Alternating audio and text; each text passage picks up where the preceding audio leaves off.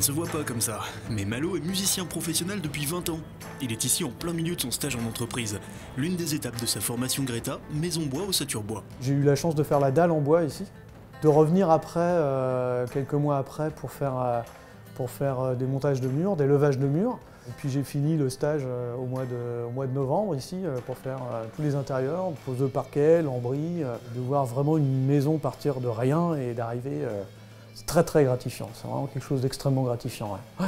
J'ai beaucoup de plaisir. Le reste de sa formation professionnelle se passe ici, au lycée pro de Plébin de septembre à avril.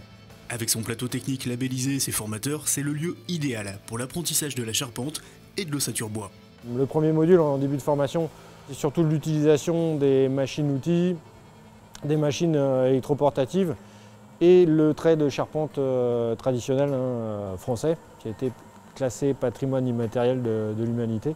Donc on perpétue ce savoir-faire qui est incontournable dans le métier. Et petit à petit, au cours de la formation, on va apporter un petit peu de numérique, c'est-à-dire qu'on va commencer à modeler les ouvrages en 3 dimensions jusqu'à utiliser un module de CAO construction bois qui lui permet vraiment de faire du plan de maison, du quantitatif de bois, etc.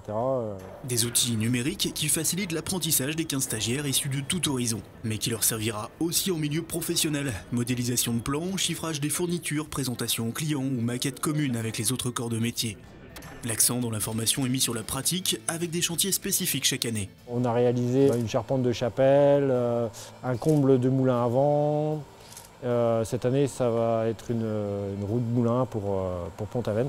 Et la formation fonctionne. Les élèves retrouvent souvent des anciens dans le milieu professionnel, comme pour Malo. Dans son chantier stage, 7 personnes sont issues du Greta. Ça a été une révolution pour moi de passer par la formation adulte, parce que voilà, j'ai débarqué dans un univers qui m'a toujours plu, mais pour lequel je n'osais pas franchir la porte, la construction, le bois. Je suis heureux parce que je fais quelque chose qui me correspond.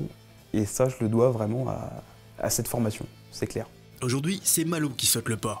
Malgré son appréhension, l'accompagnement du Greta et ses stages l'ont convaincu. On utilise des matériaux qui sont renouvelables. Le bois, c'est quelque chose.